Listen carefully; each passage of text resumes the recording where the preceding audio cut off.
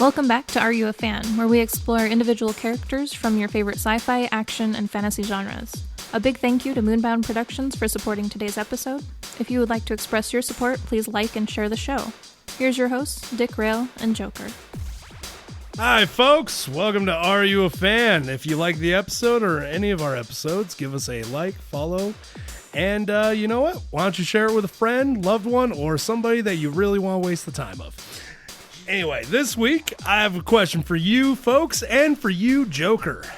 Hit me. If you could specialize in any weapon, what would it be?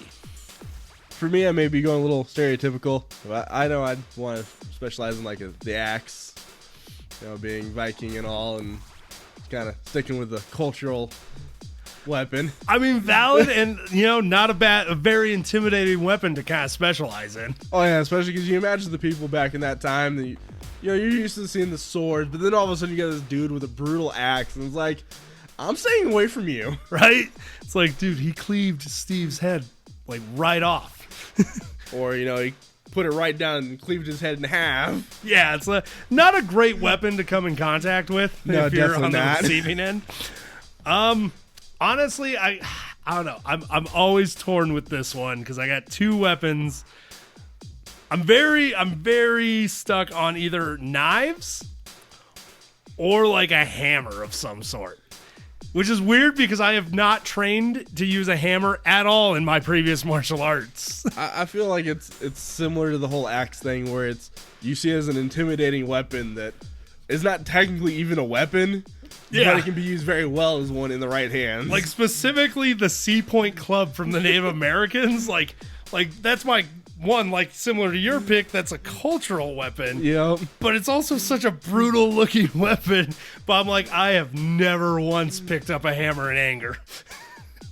Well, that's not entirely true. You just haven't hit anybody with it out of anger.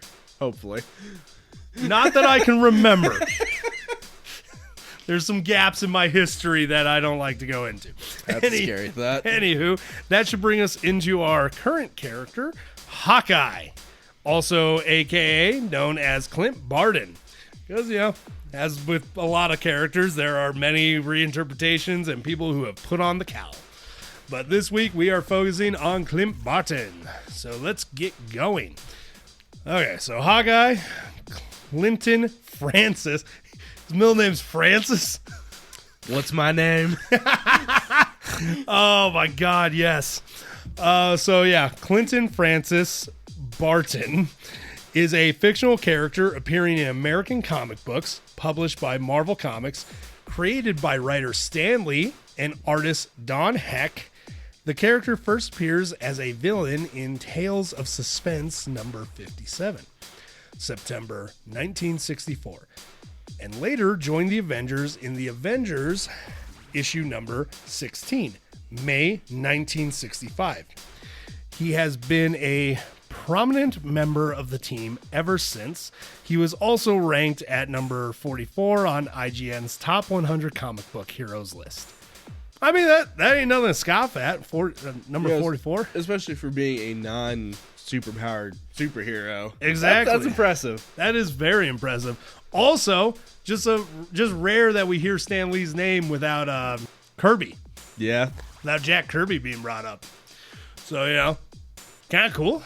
Definitely. And it's definitely not the first time we've heard Don Heck's name either. Oh, definitely not the first time we've heard Don Heck's name in that, but So it's cool to see both of them back at it. Yeah, it really is. It is one of those, generally if Stan Lee's involved in that, I almost knee-jerk reaction. I'm was Jack Kirby there? Right.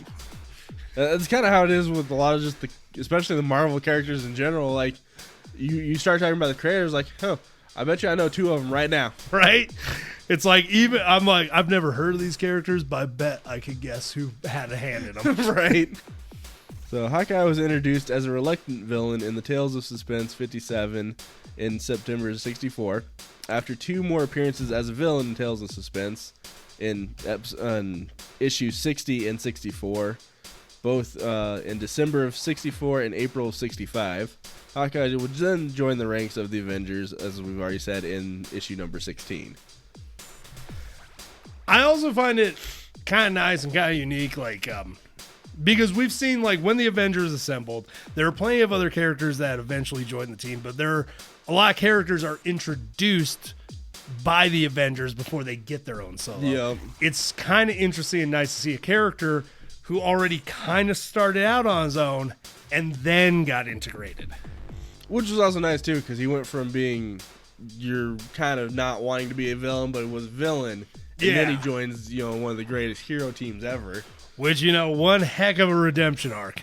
Oh, God, yeah. Honestly, and I actually, we'll get more into it when we get into his in-universe, but I kind of have something I noticed in the movies. He became a perennial member of the team and has made numerous appearances in all 5 volumes. All? Wow. That's kind of a rarity for any character to really be able to say with the Avengers. That's so he appeared in, let's see here. He appears in Volume 1 from 1963 to 1996. He also appears in Volume 2, 1997, Volume 3, 1999 to 2004, Volume 4, 2010 to 2013, and Volume 5, 2013 to present, including special issues and annuals, as well as the Ultimates, which, if I'm being honest, was not a fan of the Ultimate Universe and that, but I digress. However, Hawkeye's presence in the Avengers, both the team and the series, was sporadic for nearly a decade, starting in early 1973. Steve Englehart, the Avengers writer at the time of Hawkeye's departure, explains, "When I had Hawkeye quit the Avengers, I liked him, but I wanted to try a different approach. So his leave, it fit what I was trying to do." So yeah, no, I guess he was, he just kind of wanted to do something different with the character, which, yeah, that's a great way to do it. Yeah, it's a decent way to do it. Especially, I feel like on a team like that, especially even though Hawkeye does become a core member and like the heart of the team at one point, like, it's also a team that makes it easy to pull characters out and give them their own solo stuff. Which is true, but especially with like a group like this, it's so easy, as we see with the Avengers, the X-Men, the Justice League, it's so easy that it's just a general title that members come and go all the time. Exactly. Like, even the core members we've seen in the Avengers and in the X-Men, all these teams change over time. So it's very rare. You have like your select few that are always there, but even then, like, the majority of the group just disappears at times, and it's very easy with these groups to just do that. Which, honestly, kind of a decent writing technique, I must say, as far as storytelling goes. Oh, yeah. So Hawkeye would also be featured prominently in a limited series, West Coast Avengers, issues 1 through 4 in September of 1984 through December of 1984, as a founder and team leader, before appearing in the ongoing title of the same name, which ran for 102 issues, including 8 annuals, from October of 85 to January of 94. The title was renamed Avengers West Coast from issues number 46 in 1989. Hawkeye also starred concurrently in almost every issue of Solo Avengers, which ran for 40 issues from December 87 to January of 91. And the title was renamed Avengers Spotlight from issue number 21, August of 89. So he's definitely, even when he got out of the Avengers, he's still very, very popular in a long ongoing series. Right? He's like, deuces, I'm leaving the Avengers. Turns around, is like, so what am I going to call my new team? I want to call them you know what? Let's throw West Coast on there to avoid a copyright infringement from Tony. Yeah, it sounds about right. Right? Also, like, I know that isn't the case, but really feels like something that Hawkeye would pull just to piss. It definitely would be. Just to anger Tony or something. Yep. Okay, we also have post-Civil War II, Hawkeye starred in a new solo series called Occupy Avengers, written by David Walker and penciled by Carlos Pacheco. Kate Bishop starred in the 5th volume of Hawkeye. However, the book was canceled with its 16th and final issue in early 2018. We're a little disappointing to hear that. I haven't read that comic series, so I don't really I don't know if it's justified that what got canceled in that, but it's just, from just reading it, it's always just disappointing to see a character you like have a series canceled. I'd say it's probably one of those where it got canceled for one reason or another. It may not have been anything important or might not have been popular enough. And that's most likely what it was. It just wasn't popular enough for the time. Yeah, which, that it makes sense. It's always sad to see it happen, but it makes sense. Yeah, unfortunately, at a certain point outside the movies, he hasn't really been a hugely popular character in the last decade or so. Would really disappoint me because, I've always liked him. I've always liked him as a member, on the team. Oh, yeah. But, you gotta make, you're a company. You gotta make money. Okay, so what do we got here? In universe. This is gonna be a long one, folks, so strap in. And it could have been so much longer. It's my bad. So, Joker, you want to take the reins on the first one, or should I? Well, I'll take it. Clint Barton was the son of Harold Barton and Edith Barton. He grew up working his father's butcher shop in Waverly, Iowa. Wow. Tried to just mix those two together. With his older brother, Barney. Is he purple? Yeah. When I saw the name Barney, I'm like, ooh.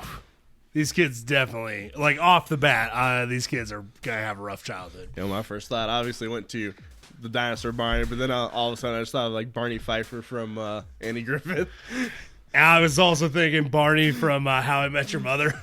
Yeah, so clearly he just was in trouble from the get-go. Right? Holy cow. So their father was abusive, especially when he drank and continually beat his young boys. So, okay, already getting dark off the bat. Unfortunately, it's par for the course anymore with most of the characters we've talked about. They've all got extremely abusive parents or family members that are watching them. So, that's about par for the course right now. Granted, definitely more par for the course, I would say, with villains history. So, given... seeing as he started as a villain. I was about to say, given the fact that he starts as a villain, this is, very par for the course. Yeah. Barney would teach Clint how to fight and help him improve his aim.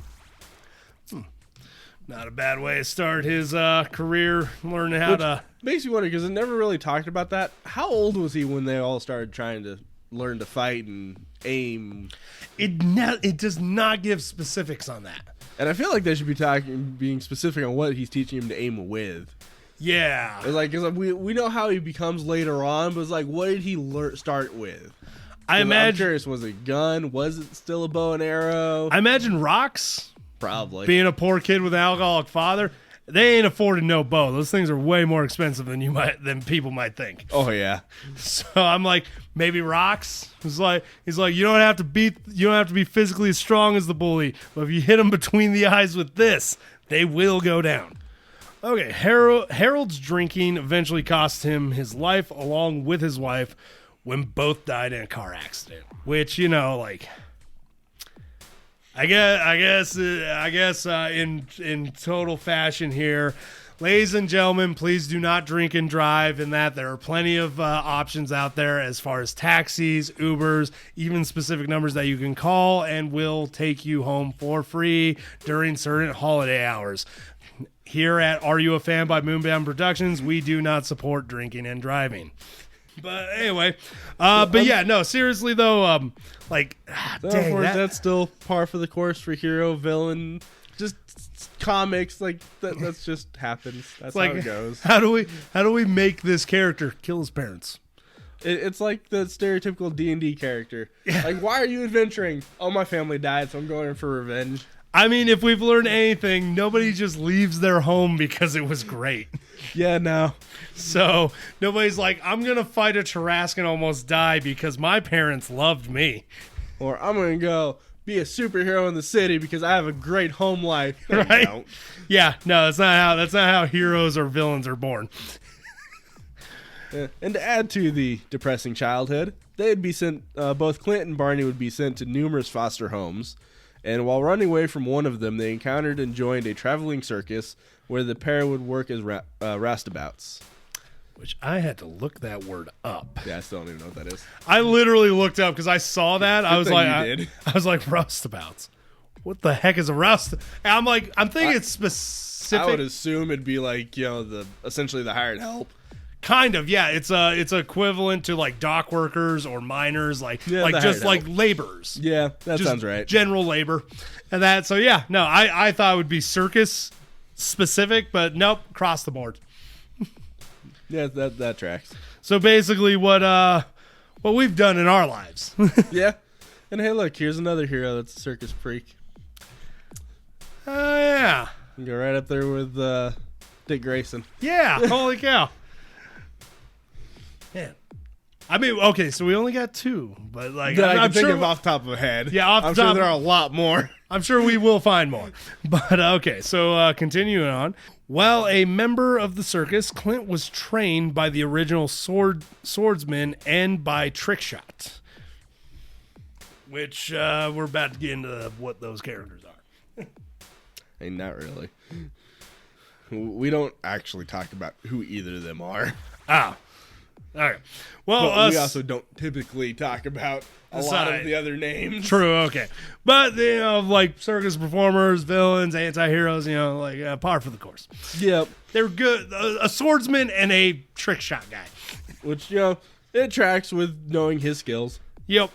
Clint would later find the swordsman embezzling money from the carnival. Before he could turn over his mentor to the authorities, Clint would be beaten and left for dead, allowing the swordsman to escape town. Clint's relationship with his brother Barney and Trickshot would soon also deteriorate. It was a little sad. Which kind of makes you wonder, did that deteriorate because of what happened with Swordsman, or was it just...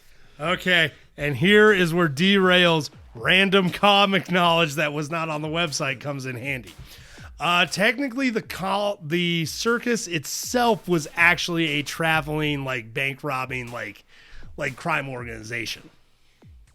Okay, so that tracks. So yeah, like swordsman and trickshot, like this whole circus was a crime family thing, and that. So like it was just more Hawkeye at one point does form a conscience and kind of betrays his own team, and yeah, that's kind of ironic that swordsman is embezzling from already criminals. Yep, which is also what has led to swordsman having issues with more than just the circus as far as criminal organizations. He also kind of clearly, because obviously he doesn't care about loyalty among thieves. He really does not. He gets in trouble. The bad thing with him, though, he gets in trouble a few times with some like powerful villains. Makes sense. Clint adapted his archery skills to become a star carnival attraction, a master archer called Hawkeye, otherwise known as the world's greatest marksman. He spent some time as a member of the Thunderbolts circus. We're going to go with that. Okay, cool. Works for me. And yeah, like I feel like because they don't give specifics on like which circuses except for there, I think that kind of just implies like, yeah, he ended up leaving that whole circus. And that, but like I remember looking on the websites and stuff. They don't give any real specifics on any of the websites I could find in that, but I do know that kind of does explain like if he ends up becoming that good of a shot for that. And they specifically were like, for a different circus named this. I'm like, there it is. That makes sense. So later on, Barton would witness Iron Man in action and decide to try and emulate the hero by donning a colorful costume and employing his archery skills to fight crime. Because, why not? Yeah. Although during his first public appearance, Hawkeye would be mistaken for a thief by police. And, judging by his costume, not surprised there. Yeah, not really. He's never really had a good costume that doesn't scream thief. His costumes are pretty, villain-esque looking. Like the dark purples, the generally always, pointy-esque. Yeah, the way his mask has always been. It's very... You look at it, you see villain. You don't see hero. Yeah, no.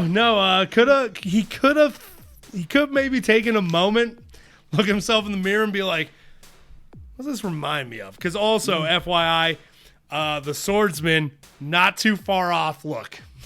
That's good to know. Very purple-esque costume. I wonder if he just jacked it from him.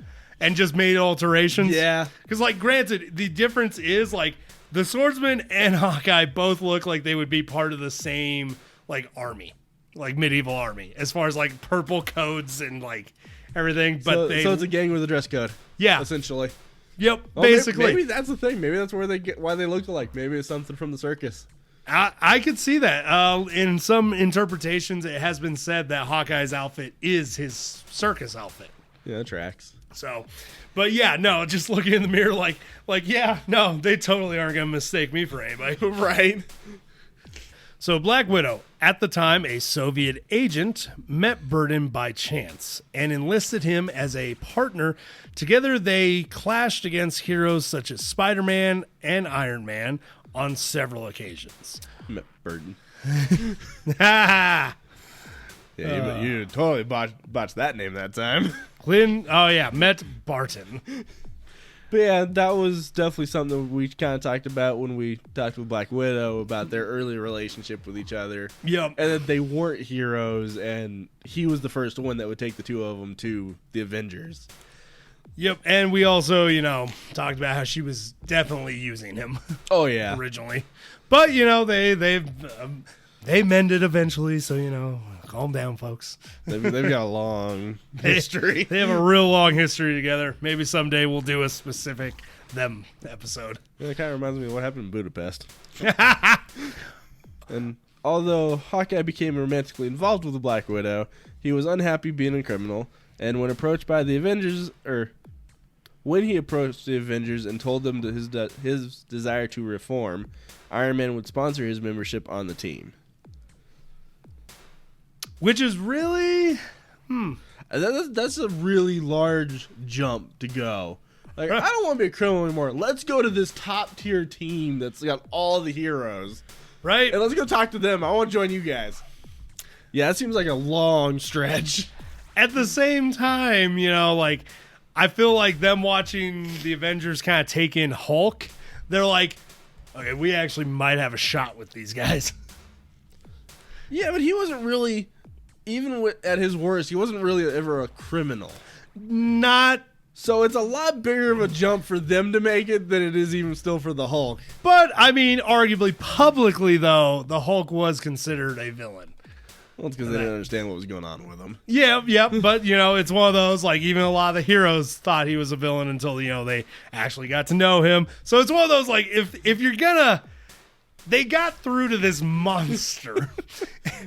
They might be the better chance than S.H.I.E.L.D., who is constantly hunting down... Well, I just mean in general, it's like, you could have just started on your own to be a hero, just got away from the criminal life.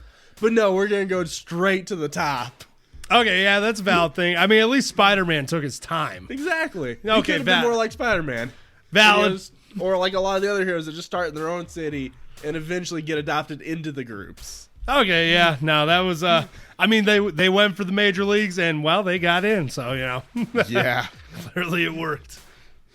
So Barton formed, along with Captain America, Scarlet Witch, and her brother Quicksilver, an incarnation of the Avengers known as Cap's Kooky Quartet.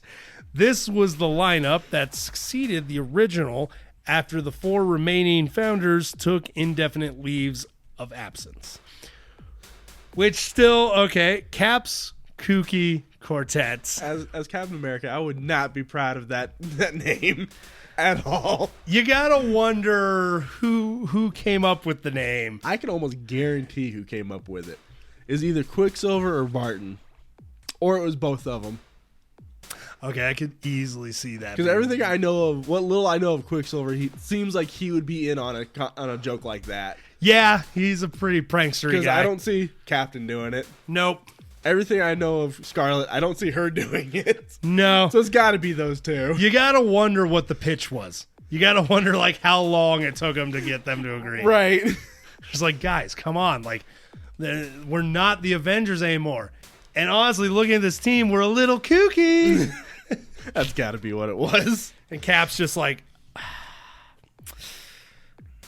if you guys won't bring it up again, we'll go with it. Right. And then it just becomes kind of their name. Right. So, at first, they were regarded as less formidable than the previous roster, but the new team would soon prove themselves against the likes of King the Conqueror and Dr. Doom. So, right off the bat, they just proved themselves off against some pretty formidable people. And for those of you who don't know, just to give you an idea of how formidable, Kang has killed Thanos before. And Dr. Doom has literally killed a reality god. Yeah. So they kind of, it's kind of like how Clint went from being a criminal to the top of the food chain. It's kind of what this new Avenger group did. They're just like, you think we're nothing? Here, we'll just deal with these guys then. Right. Let's deal with some god tier reality warping beings. Which, I mean, I feel like the main muscle of that team is the Scarlet Witch, though. Yeah, definitely. Like I feel like they won a lot of those battles just like going in there. It's like, we'll send in Quicksilver, Hawkeye, and Cap. And there's like, Scarlet, little help. She was like, fine, I'll wave my fingers. Yeah, sounds right.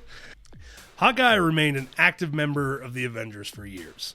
His archery skills and inventive trick arrows augmenting the superhuman powers of his associates.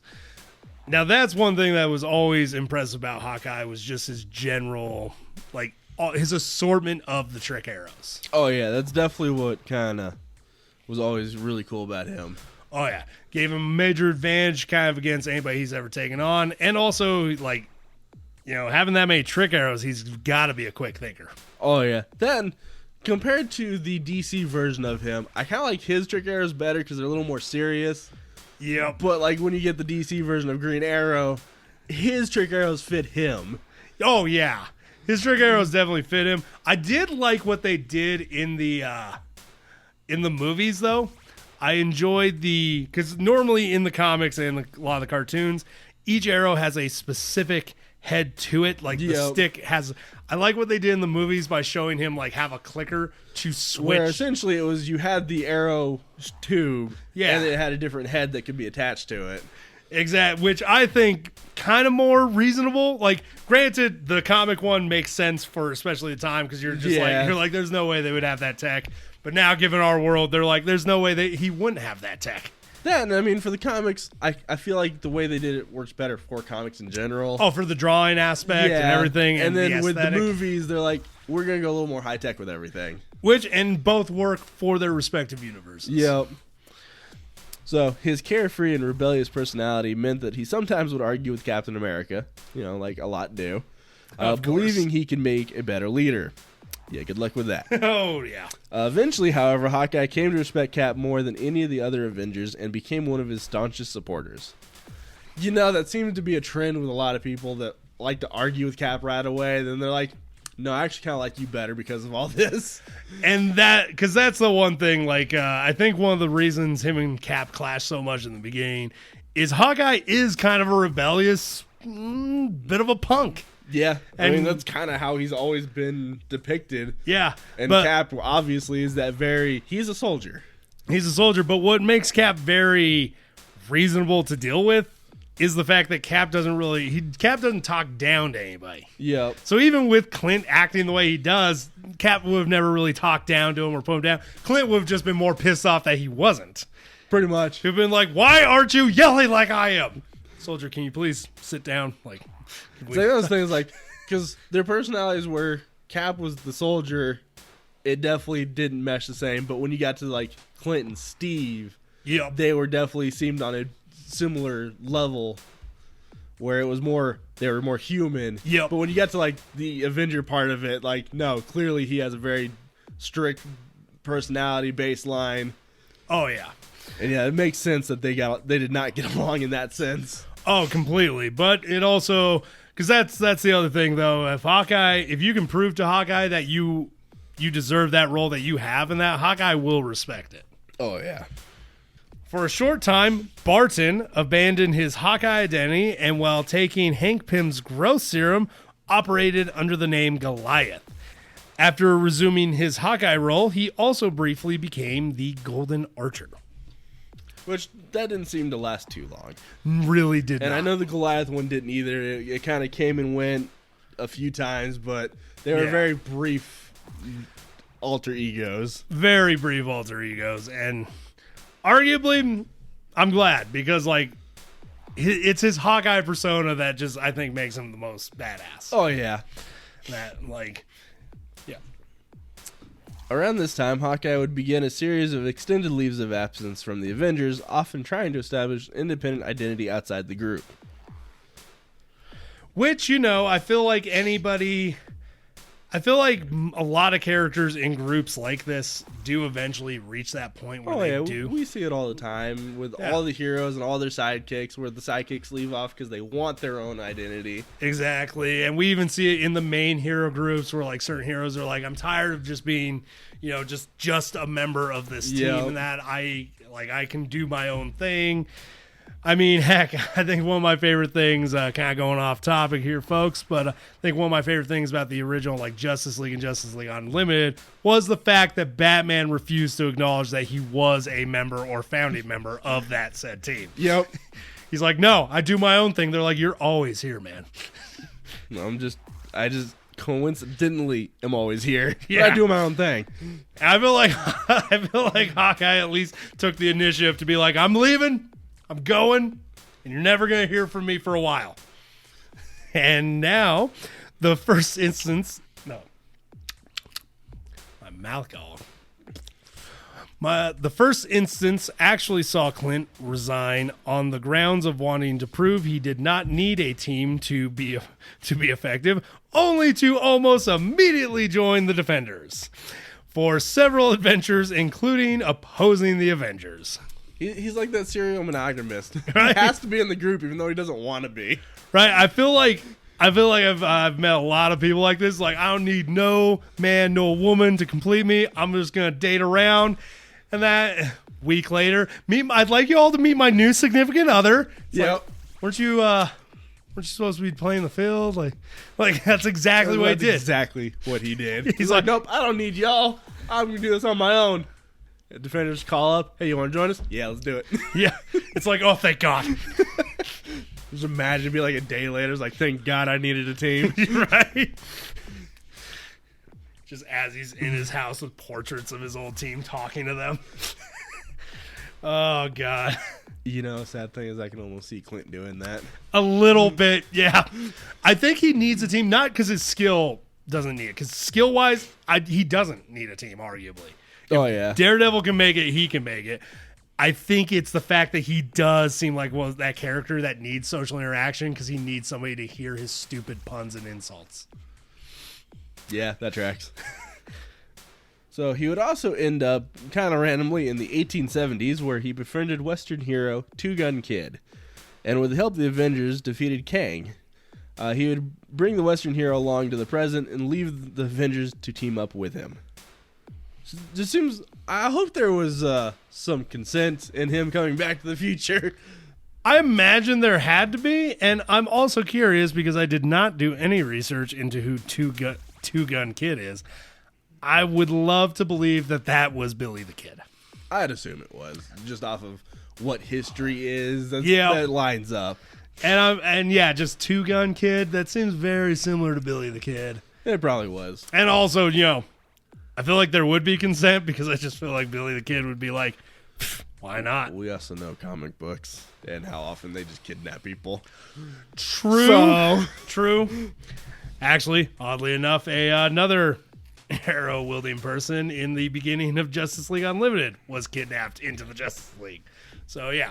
Heroes aren't big on consent when it comes to, hey, you coming? Well, you're coming. Clint would later meet and elope with Bobby Morse, a.k.a. Mockingbird, a fellow crime fighter when the two were kidnapped by Crossfire, a villain who wanted to use hypnotic ultrasound to force superheroes to kill each other. Hawkeye and Mockingbird defeated Crossfire, but Burden suffered permanent hearing damage due to the ultrasounds, and for a long time was forced to wear a hearing aid. Eventually, Franklin Richards would cure him of his injury when Clint was among heroes restored from an alternate reality. That was a lot. Yeah, definitely. A lot that happened there. But I would like to bring up the whole him going deaf thing. One, in the new show, folks, that's coming out about Hawkeye, they do show him with hearing aids. Two, in comics, it is canon that anytime Deadpool works with Clint, he will wear his mask up and use sign language. Which is really cool to think about. Right? Just kind of like a cool little... Also, Clint and Hawkeye actually do have a weird bond and relationship with each other. You mean Clint and Deadpool? Or Clint and Deadpool. Who did I say? Hawkeye. I mean, Clint and Hawkeye do have a weird relationship with each other, technically, if you think about it. When you get to one of the other Hawkeyes, yes. A few of them, maybe. Okay, moving on.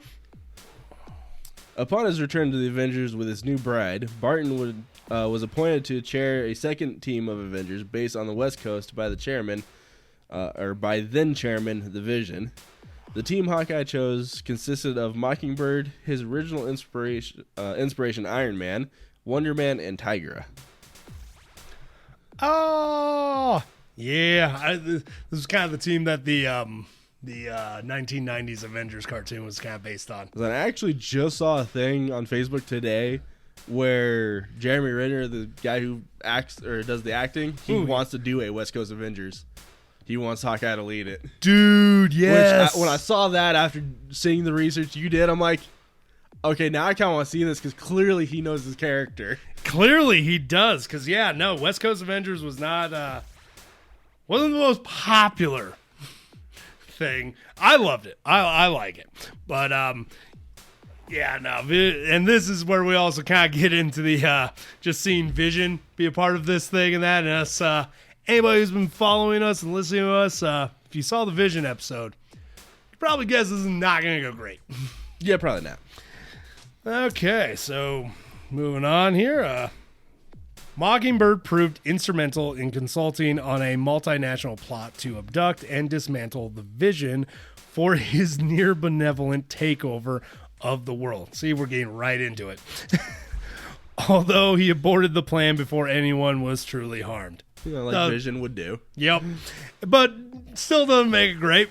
Yep. When Bobby realized the plot wasn't just a worst-case scenario and was actually being put into action, she returned to warn the wackos? Yeah, I don't know. I assume it's talking about her group of West Coast Avengers, and that's her term of how she calls them, but because it didn't even have like a, the hyperlinks. I have no idea what the wackos is. Okay, so yeah, apparently Dot and her brothers are in on this now. Anybody in the comment and our listeners who gets that reference know that I love you. But still though, I love how we bring up. I'm like, if Vision's involved, this is not going to go great. Immediately, it didn't go great.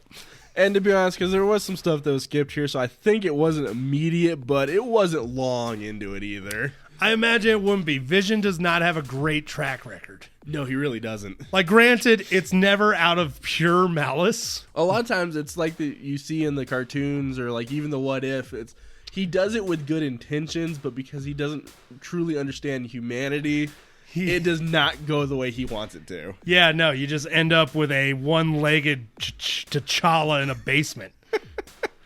Which was really dark for a What If series, I gotta tell you. Yeah. Okay. So eventually Clint would quit the team after being tossed aside as the government intrusion into the Avengers would continue when they were forced to accept a new leader, U.S. agent. He and Mockingbird would end up in Wisconsin training under the official franchise team, the Great Lakes Avengers. Because, we need just another group of Avengers somewhere. It is surprising how many Avenger teams there kind of are. And almost a little annoying. Yeah. I mean, it's worse because it's just like little splinter groups of the Avengers, but at least like when the DC did it, they're like, no, you're just going to have a whole different team and different name. I do love the concept of the Great Lakes Avengers because I just feel like there's somebody, it's like, do we really need a Midwestern team of Avengers? And it's probably all like bottom-tiered Avengers, too. Right? It's like, no, this is where the rejects go. It's like, hey, can somebody call up the Canadian team in that? See what Hockey Puck's up to. Right. Legitimate character, by the way. I believe it, especially knowing Canada. Like, oh, man. Okay, I guess let's move on past the follies of just so many Avenger teams. Clint would briefly rejoin the West Coast Avengers before they were disbanded by Vision. God damn. Can somebody unplug him? Clearly not. Like, somebody needs to unplug him. Okay. So, after Mockingbird's apparent death, Hawkeye would become a solo agent for a period of time, during which Barton was commissioned to train a group of rebels known as the Shadows, along with Sundance and Stryker. He had attempted to keep them from killing, but on one raid, Stryker killed a woman and injured her fiancé, a friend of James Rhodes, which better known as War Machine. Yep. And that whole thing kind of takes a dark turn in the comics. Like, James Rhodes, like, he comes for him. Oh, yeah. Which makes total sense. Yeah. Like, granted, he does not come at, like, Clint with ill intent, but he wants, like, justice and who's responsible. So. And Clint just unfortunately happens to be a part of the group. Yeah, which, I mean, maybe don't be training a group of assassin mercenaries, Clint. Like, you know, considering you have a lot of superhero friends who do active stuff in war zones and have military backgrounds and possible friends and family. And I definitely feel like that whole scenario is very reminiscent of, like, the Captain America Civil War, where Rhodey just kind of ended up on the wrong side of it, just in a bad situation. Where he didn't have ill intent against the other section of the Avengers, but it's like, this is just how it has to be. Yeah. And that's kind of how he was with Clint. It's like, I have no ill intent against you, but you're on that side. And unfortunately, especially in the comics, that's kind of how war goes. Like, yeah. I mean, you know, I think Civil War was a great example. Oh, yeah, definitely. American Civil War was a great example. Like, bro, I don't hate you, but, like, I live on this side of the lake. So, okay. So Hawkeye would have frequent disagreements with the team. After years of fighting alongside with the Avengers, Hawkeye offered to lead the Thunderbolts. Another team mostly contrived of rehabilitated villains, if I remember correctly. Yeah, it was essentially kind of like a Dark Avengers almost, where it was a bunch of, not necessarily all of them were necessarily villains, because U.S. Agent was one of them too, and he's not really a villain per se. It was more of, because there is a group that does eventually form called the Dark Avengers that Clint even kind of goes against. But they are legitimate villains in that group. This one is a lot of more either villains or low-tier heroes, but like it was a group that was kind of also formed so rehabilitated villains could show that they were that too, yeah. heroes. Like, because I think there's a few characters on that team that I know Clint kind of helped bring onto that team because they wanted to change. It was just one of those, like, it wasn't just villains. Which is a good thing to bring up because, that is kind of a blanket statement that's not accurate to the rest of the team. Eventually, he would rejoin the Avengers, because he just can't stay away from a group. My CDs are in his truck. Clint would begin a dallying affair with the Wasp, causing tension with her sometime lover, Hank Pym. When the Scarlet Witch had a breakdown that resulted in the breakup of the Avengers, Barton would perish on an exploding Kree ship created by her crazed state. That's a whole lot to put into that one paragraph. Yeah. I feel like just because that was almost a copy, like it was almost a perfect copy from the page. And I feel like they left out a lot of stuff. They really did. This was definitely leading up to one of Wanda's, and one of her many loss of control moments, and also, considering Hawkeye and Wanda were at one point kind of romantically involved in that, or prospects, I can see the jealousy. It's a little sad that they had to do that, but and that's the worst part. Is like it doesn't even say that that's necessarily what caused the breakdown.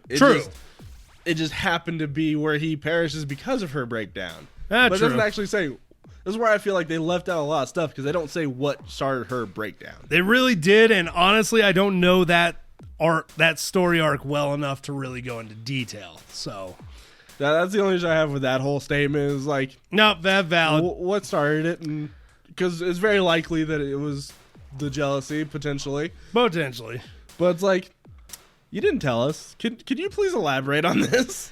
Okay, well, ladies and gentlemen, that's where we're gonna call it on Clint Barton, aka Hawkeye's whole story. So, yeah, let's move on to his weapons and skills.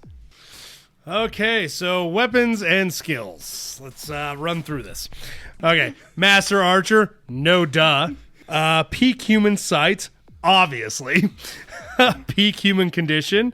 Well, okay, yeah, no, okay, that's valid to put in there. Peak reflexes, peak marksmanship, of course. Expert acrobatic, makes sense with the circus. Master martial artist. Oh, yeah, okay, yeah, that's a good one to put in there. Expert tactician. I imagine he would have learned that, picked that over time. It probably came from being around Cap for a little bit. Yep. Also, Barton is skilled with swords, knives, nunchucks, staffs, and I've never seen nunchucks spelled out. Sorry, that really threw me off. Moving on. And he is also one of the few people to be able to properly handle Captain America's shield and, of course, a bow. Though, kind of going back to the peak human condition, kind of cool because it does specify that he can pull a 250-pound bow with ease and function effectively for 42 hours. That is impressive. That is very impressive. Like, the last time I did anything with a bow, I was a young kid, and obviously they're not as strong, but I can just imagine the amount of I have efficiency that your human body would have to do to hold one that long. I have a 150-pound bow, and like that thing is a pain to pull back. So 250? Yeah. I could not even pull his bow. So he is also an expert vehicle operator, experienced with motorcycles, snowmobiles, and is one of the most proficient and daring pilots of the Avengers, Quinjets, and Skycycles. He is also multilingual. Well, I guess he's really only technically bilingual because he's fluent in English and Italian, but he also knows American Sign Language. I mean, I feel like the deaf community would count that as a language. And yeah. Can you understand it when somebody's using it on you? I can't. Well, I get every, 20th word. I guess more of where a lot of times I think of a separation is a lot of times I think of language as in the spoken language. Which fair, valid, but and clearly that is not a spoken language per se. So it's not trying to be rude to the deaf community, but it's just one of those. I feel like spoken language wise, he is bilingual. Spoken language wise, he's bilingual, but he also is proficient in or fluent in American Sign Language. Yep. Okay, so now let's get into his media section, which that's a lot. That's not as bad as some. Oh, definitely not as bad as some. Well, we're definitely going to run through this one quickly, too. Yes. So, in TV, the Clint Barton Hawkeye version appears in Marvel's Superheroes, Iron Man, The Avengers United They Stand, Ultimate Spider-Man, Avengers Assemble, Guardians of the Galaxy, and Marvel Future Avengers anime series. He also appears in both the Avengers Earth's Mightiest Heroes, which shows him as a S.H.I.E.L.D. agent before an Avenger, and an Iron Man Armored Adventure shows him as a younger freelance version prior to joining S.H.I.E.L.D. So it's kind of cool seeing him, but not being the Avenger, but still being involved in the cartoons. That's pretty awesome. Clint also has a brief cameo in Goliath in the 1994 Fantastic Four animated series. As Goliath. Okay. Jeremy Renner voices his alternate timeline version in a Disney Plus series, What If? Oh, yeah. And Renner reprises his role in the live-action Disney Plus show, Hawkeye, releasing today. Hopefully. I don't foresee them pushing this back. Hopefully releasing today. If it didn't, that's not on us. It's a week away. I don't see them pushing it back at this point. Hopefully not. Yeah. So into his film, which doesn't have a whole lot. He appears in Next Avengers Heroes of Tomorrow along with his son Francis Barton. He appears in the anime special Lego Marvel Superheroes Avengers Reassembled.